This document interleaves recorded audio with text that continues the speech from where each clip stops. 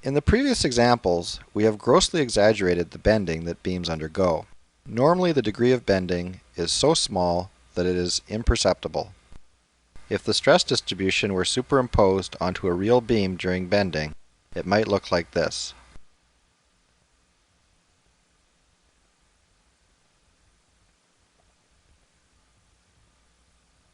These arrows show stress values at various locations within this cross-section. The fibers along the top of the beam experience the maximum compressive stress, while the fibers along the bottom experience the maximum tensile stress. To find the total moment that these forces produce about the neutral axis, we add up the contributions of stress from each area of the cross-section. For example, this area dA carries a compressive stress of this amount. This produces a force that acts at a moment arm y to produce a moment. We add up all such contributions by integrating over the cross-sectional area to produce the total moment m acting on this section.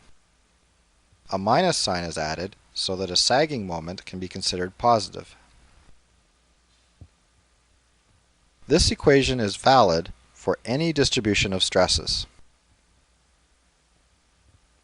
In elastic conditions, stress can be calculated using Hooke's law, so we can substitute minus E times y over rho into the moment equation.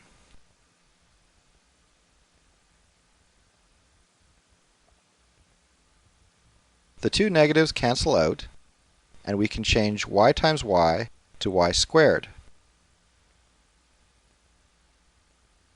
We can then bring E over rho outside the integral sign, since they do not change from place to place over the cross-section.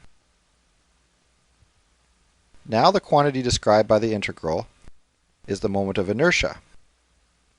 So we can substitute I into the equation to get m equals E times I over rho.